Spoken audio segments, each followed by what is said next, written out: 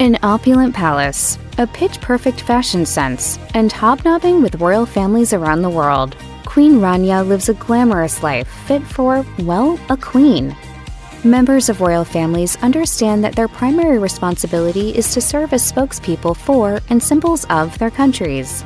Thus, even those who wield little or no political power themselves are often called to visit foreign leaders to nurture long-standing relationships between their countries or promote common interests. This often involves meeting and working with other royals, and sometimes meeting the same ones repeatedly over the years. Upon marrying into Jordan's royal family, Queen Rania threw herself into her new duties. And among the many high-profile royals she's gotten to know is Queen Consort Camilla. In 2021, then Prince Charles and Camilla, Duchess of Cornwall, made Jordan the destination of their first post-pandemic overseas trip. Per People, while Prince Charles focused his discussions in Jordan on climate change and women's rights, Queen Rania echoed these themes by driving the Duchess of Cornwall to visit a center for families and children in her Tesla. And in 2022, Queen Rania visited Buckingham Palace at the invitation of Queen Consort Camilla to take part in a reception to raise awareness of violence against women, per Queen Rania's website. Jordan's royal family has close ties to Britain and the British royal family. King Abdullah II not only graduated from the Royal Military Academy in Sandhurst, where Prince Harry and Prince William studied, but he also served in Britain's military as well as Jordan's. And per the archived Prince of Wales website, King Charles has made multiple official visits to Jordan over the years. Because of these long-standing ties, Queen Rania has gotten to know several members of Britain's royal family.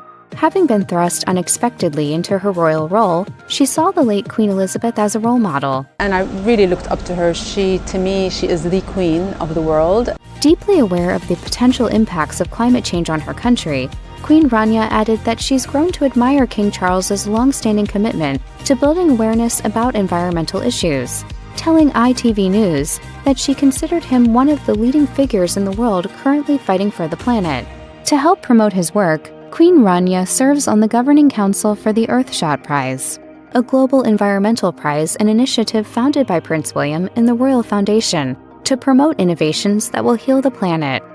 In addition to building relationships with other royals, Queen Rania is also an important strategic ally of the United States. Queen Rania and her husband have made multiple visits to the White House, which allowed them the opportunity to meet with several presidents. A vocal advocate for building bonds between the Middle East and the West, Queen Rania met with then First Lady Laura Bush in 2001 to discuss humanitarian measures following the terrorist attacks of 9/11. Per Emirates Woman, she became fond of Michelle Obama and posted an affectionate tribute to her on Instagram as the Obamas prepared to leave the White House.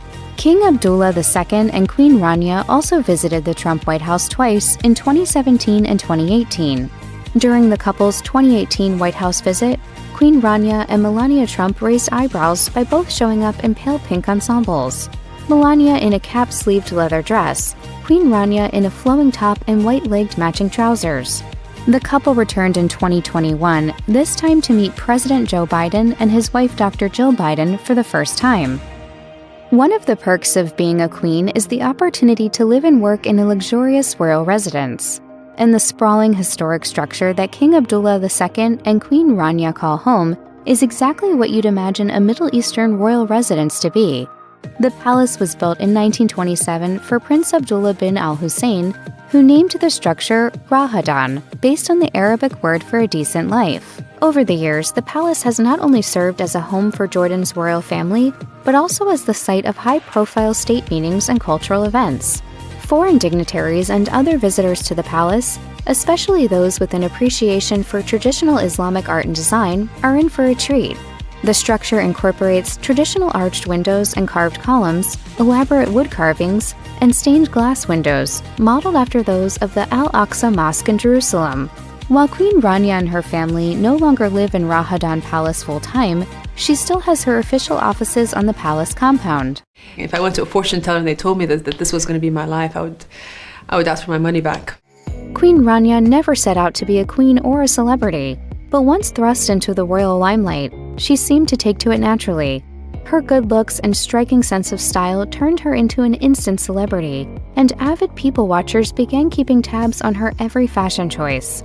Over time, fashion enthusiasts began to notice a few patterns in Queen Rania's fashion strategy. As noted by Town & Country, she tends to lean toward monochromatic outfits with occasional accents in other colors. She also doesn't shy away from heels. There are numerous photos of Queen Rania in stiletto heels, often making her appear taller than her husband. While it's obvious that Queen Rania enjoys fashion and has established herself as a style icon, she never wanted her appearance to define her. Queen Rania has used her love of fashion as a way to share her culture with the world. She frequently wears traditional Middle Eastern dresses to high-profile formal events, as well as pieces by Middle Eastern designers. During her visit to Istanbul in 2018, Queen Rania wore a black and red dress by Iraqi designer Ragda Toponi. It's impossible to confirm whether she chooses these designers simply because she likes them or because she wants to celebrate her region's culture and creativity. But in either case, she's shining a bright light on talent close to home. Looking at Queen Rania's website, you'd have no idea she was a millionaire many times over. Instead, you'll find copious information on her work advocating for child welfare and education, women's rights, technological innovation, and international cooperation and cultural understanding, along with information about the many high-profile boards she serves on and the books she's written. During her interviews, she tactfully keeps the focus on her philanthropic initiatives rather than on her lifestyle. In order to really represent it, you have to get to know what the issues are and really try to address them. But numbers don't lie, and it's clear even to casual observers that Queen Rania's fabulous wardrobe doesn't come cheap. Marrying into a royal family definitely has its perks, and among them is access to plenty of cash. King Abdullah II is thought to have a net worth of $750 million. And his father, the late King Hussein, was known for his lavish lifestyle and his collection of sports cars, according to The Guardian. And while King Abdullah II intentionally keeps a lower profile than his father, neither he nor Queen Rania is living a life of austerity. According to Celebrity Net Worth, Queen Rania herself is thought to have a net worth of about $35 million. No royal wedding would be complete without a high-drama wedding dress.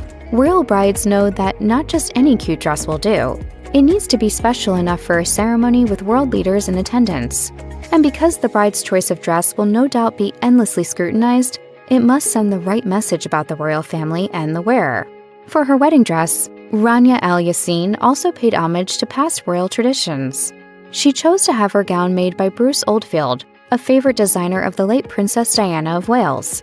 In designing this latest royal dress, Oldfield took his inspiration from Middle Eastern royal traditions, basing his design on the formal Syrian court dresses on display at London's Victoria and Albert Museum. The dress featured a long full skirt and a bolero jacket, both embellished with traditional motifs embroidered in gold.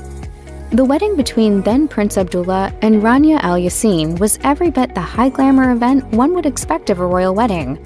Their wedding day was declared a national holiday in Jordan, and the celebration was attended by royals from all around the world, and both the bride and groom were dressed to impress. But astute royal watchers noticed one traditional touch was conspicuously absent. Al Yassin was not wearing the expected royal tiara. As noted by The National, brides marrying into royal families traditionally wear jewelry from their family's collections at their weddings, then switch to pieces from the royal family's collection following the ceremony. A commoner from a middle-class family, Al Yassin did not have a family jewelry collection at her disposal. And while she certainly could have borrowed a tiara from her future in-laws, her choice to not wear a tiara showed the world that she wouldn't turn her back on her roots. While Queen Rania certainly could have afforded a team of nannies to care for her children, she embraced her role as a hands-on mother. She told Oprah, "80% of my life is normal like any other mother. I worry about my children, if they're doing all right. I worry that my husband is doing well." Her 4 children are now mostly grown, and 2 of them, Princess Iman and Crown Prince Hussein, are engaged to be married, which means she will soon take on a new role as mother and mother-in-law of the bride. Queen Rania seems determined to be a supportive mother-in-law. She wrote on Instagram, "I didn't think it was possible to hold so much joy in my heart. Congratulations to my eldest Prince Hussein and his beautiful bride-to-be, Rajwa.